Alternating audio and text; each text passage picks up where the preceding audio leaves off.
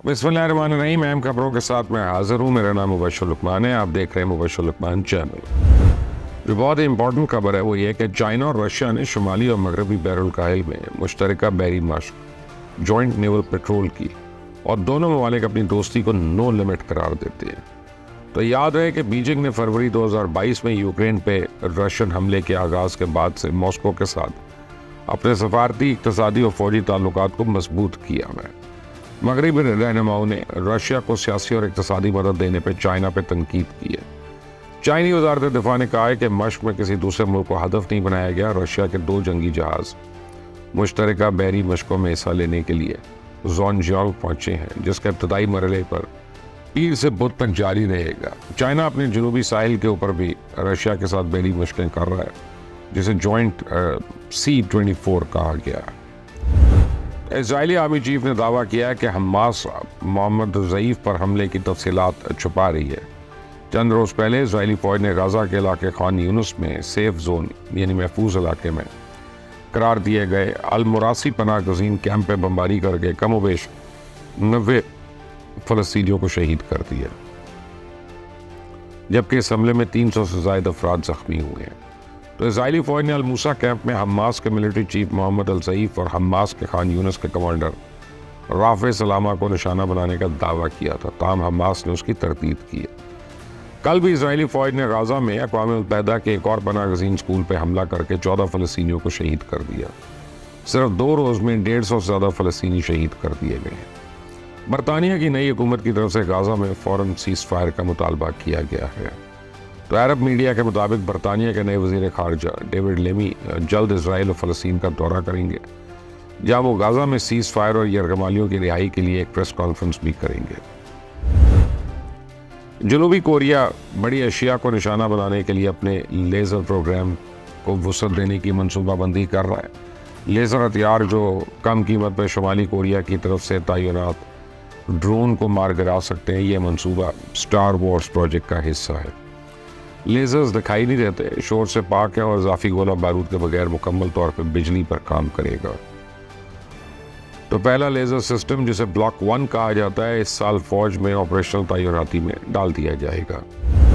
अमरीकी सफ़ीर एरिक ग्रेसिटी की भारत पर तनकीद के बाद दोस्ताना बयान ने दोनों ममालिक के बीच में जमा बर्फ ज़रा पिघला दी है। अमरीकी सफ़ीर का कहना था कि हिंदुस्तान और अमरीका के दरमियान गहरे ताल्लुकात और वसी हैं। हिंदुस्तान के लिए अमरीकियों का जोश कम नहीं हुआ। वज़ारत दिफा में बैनुल-अक़वामी ताउन के जॉइंट सेक्रेटरी वशीश नेगी ने कहा कि हिंदुस्तान और अमरीका 21वीं सदी और इससे आगे के नेचुरल पार्टनर्स हैं।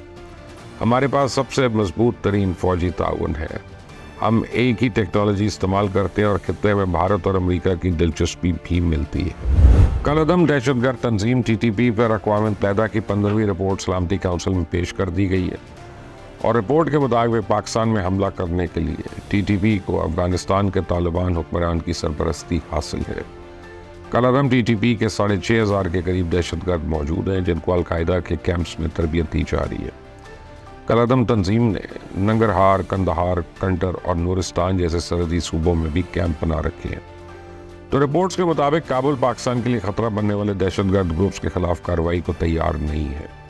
चंद रोज पहले UN मॉनिटरिंग ग्रुप ने भी मिलती जुलती रिपोर्ट पेश की थी कि TTP पर अफगानिस्तान में पाकिस्तान के लिए सबसे बड़ा खतरा है और TTP दहशतगर्दों के तालिबान रहनुमाओं के साथ करीबी ताल्लुकात भी हैं। दूसरी तरफ पाकिस्तान की स्टॉक मार्केट तारीख की बुलंद तरीन सतह पर पहुंच गई है। पाकिस्तान और IMF के स्टाफ लेवल मुआहदे के असरात नजर आने लगे हैं और आज 15 जुलाई कारोबारी हफ्ते के पहले रोज दिन के आगाज से ही पाकिस्तानी स्टॉक एक्सचेंज में पॉजिटिव ट्रेंड था और एक मौके पे 100 इंडेक्स जो है वो 1362 पॉइंट्स के इजाफे के बाद 81,306 की बुलंद तरीन सतह पे पहुंच गया।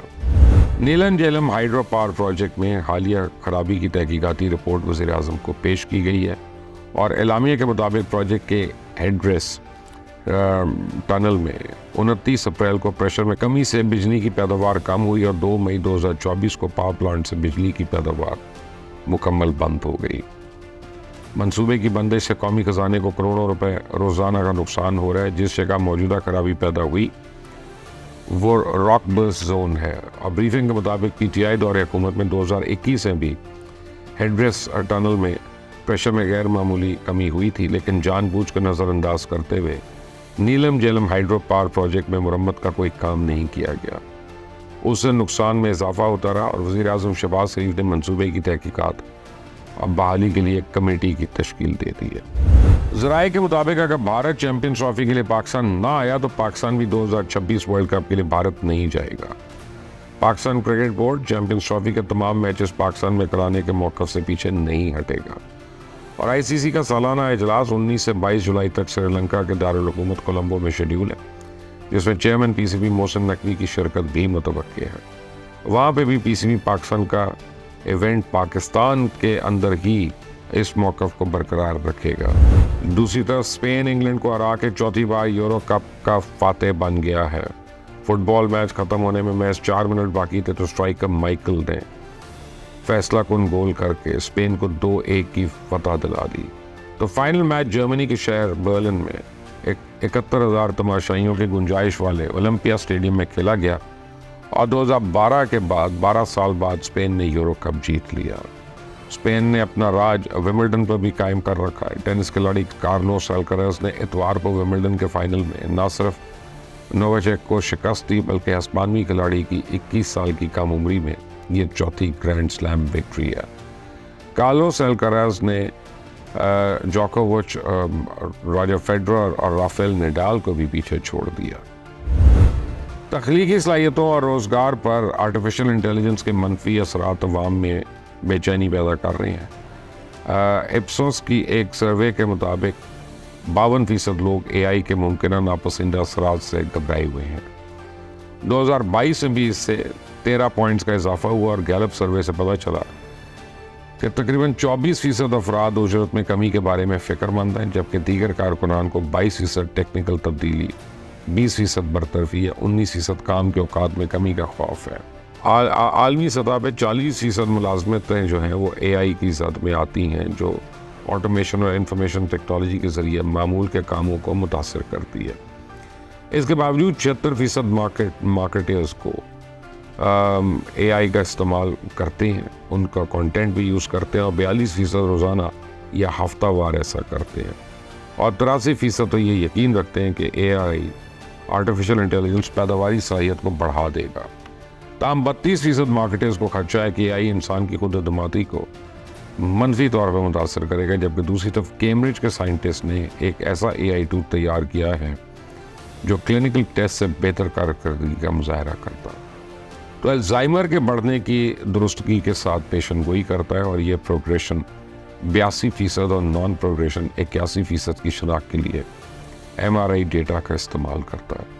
برطانیہ اور سنگاپور کے میموری کلینکس میں 900 افراد کے ساتھ توثیق شدہ یہ تشخیص اور علاج میں انقلاب برپا کر سکتا ہے۔ آرٹیفیشل انٹیلیجنس ہماری زندگیوں میں اب روز روز بڑھتی جا رہی ہے۔ مزید خبریں سننے کے لیے، ڈیلی اپڈیٹ سننے کے لیے اس چینل کو سبسکرائب کریے گا، بیل آئیکن کو پریس کریے گا۔ انٹل دی نیکسٹ ٹائم، اللہ حافظ۔